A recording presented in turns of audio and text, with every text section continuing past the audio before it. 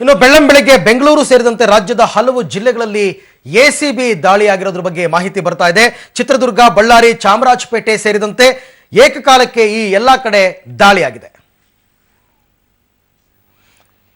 ಬೆಳ್ಳಂಬೆಳಗ್ಗೆ ಬೆಂಗಳೂರು ಸೇರಿದಂತೆ ರಾಜ್ಯದ ಹಲವು ಕಡೆ ಎಸಿಬಿ ದಾಳಿಯಾಗಿದೆ. ಚಿತ್ರದುರ್ಗ, ಬಳ್ಳಾರಿ, ಚಾಮರಾಜಪೇಟೆ, ದಾವಣಗೆರೆಯಲ್ಲಿ ಏಕಕಾಲಕ್ಕೆ ದಾಳಿ ನಡೆದಿದೆ. 7 ಅಧಿಕಾರಿಗಳ ಮನೆ, ಕಚೇರಿಯಲ್ಲಿ ಎಸಿಬಿ ಅಧಿಕಾರಿಗಳಿಂದ ಶೋಧ ಕಾರ್ಯ ನಡೀತಾ ಇದೆ.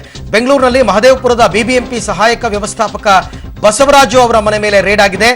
CS Vinay Kumar, revenue collector, BBMP Puttenahalli ward, Bengaluru, ಇವರ ಮನೆ ಮೇಲೆ ಕೂಡ ರೇಡ್ ಆಗಿದೆ.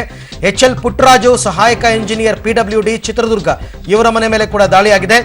ಉಮೇಶ್ ಎನ್ ಪಾಟೀಲ್, ಇವರು ಸಹಾಯಕ ಕಾರ್ಯನಿರ್ವಾಹಕ ಇಂಜಿನಿಯರ್, ಕೆಆರ್ಐಡಿಎಲ್ ಉಪವಿಭಾಗ, ದಾವಣಗೆರೆ, ಇವರ ಮನೆ ಮೇಲೆ ರೈಡ್ ಆಗಿದೆ.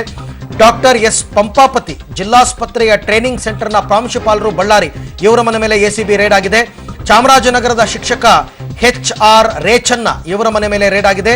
ಗೋವಿಂದ ನಾಯ್ಕ, ಬೆಳ್ತಂಗಡಿ ತಾಲೂಕು, ಮಂಗಳೂರಿನ ಎಚ್ಡಿಎ ತಾಲೂಕು ಅಧಿಕಾರಿ, ಇವರ ಮನೆ ಮೇಲೆ ಕೂಡ ದಾಳಿಯಾಗಿದೆ. ಹಾಗೆಯೇ ಗೋವಿಂದ ನಾಯ್ಕ ಅವರ ಪತ್ನಿ ಲೀಲಾವತಿ, ಇವರು ಹಿರಿಯ ಮಹಿಳಾ ಆರೋಗ್ಯ ಸಹಾಯಕಿ, ಇವರ ಮನೆ ಮೇಲೆ ಕೂಡ ಎಸಿಬಿ ದಾಳಿಯಾಗಿದೆ.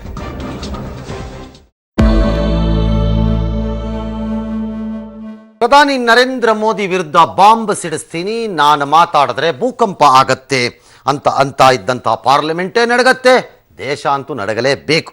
ಅಲ್ಲೋಲಲ ಕಲ್ಲೋಲ ಆಗುತ್ತೆ ಅಂತಿದ್ದ ರಾಹುಲ್ ಗಾಂಧಿ ಇವತ್ತು ಬಾಂಬನ್ನು ಅವರ ಪ್ರಕಾರ ಸ್ಫೋಟಿಸಿದರು. ಮೋದಿ ಗುಜರಾತ್ ಸಿಎಂ ಆಗಿದ್ದಾಗ ಸಹರಾ ಹಾಗೂ ಬಿರ್ಲಾ ಕಂಪನಿಗಳಿಂದ 40.1 ಕೋಟಿ ರೂಪಾಯಿ ಕಿಕ್ ಬ್ಯಾಕ್ ಪಡೆದಿದ್ದಾರೆ. 6 ತಿಂಗಳಲ್ಲಿ 9 ಬಾರಿ ಈ ಹಣ ಸಂದಾಯವಾಗಿದೆ ಅಂತ ರಾಹುಲ್ ಸಾರ್ವಜನಿಕ ಸಭೆಯಲ್ಲಿ ಆರೋಪವನ್ನು ಮಾಡಿದರು. ಇನ್ನು ಆರ್ಬಿಐನಿಂದ ದಿನಕ್ಕೊಂದು ರೂಲ್ಸ್, ದಿನಕ್ಕೊಂದು ಕಾಯ್ದೆ. ರಿಸರ್ವ್ ಬ್ಯಾಂಕ್ ವಿರುದ್ಧ ಸಿಡಿದೆದ್ರು ಬ್ಯಾಂಕ್ನ ಸಿಬ್ಬಂದಿ. ದೇಶಾದ್ಯಂತ 4 ದಿನ ಪ್ರತಿಭಟನೆಗೆ ಬ್ಯಾಂಕ್ ಸಿಬ್ಬಂದಿ ತಯಾರಿಯನ್ನು ಮಾಡಿಕೊಳ್ತಾ ಇದ್ದಾರೆ. ಡಿಸೆಂಬರ್ 28ರಂದು ಸಂಜೆ ಸಾಂಕೇತಿಕ ಪ್ರತಿಭಟನೆ, ಘೋಷಣೆ ಕೂಗಿ ಆಕ್ರೋಶವನ್ನು ವ್ಯಕ್ತಪಡಿಸುತ್ತಾರೆ. ಡಿಸೆಂಬರ್ 29ರಂದು ಕಪ್ಪು ಪಟ್ಟಿ ಧರಿಸಿ ಕೆಲಸವನ್ನು ನಿರ್ವಹಿಸೋದಕ್ಕೆ ನಿರ್ಧಾರವನ್ನು ಮಾಡಿದ್ದಾರೆ.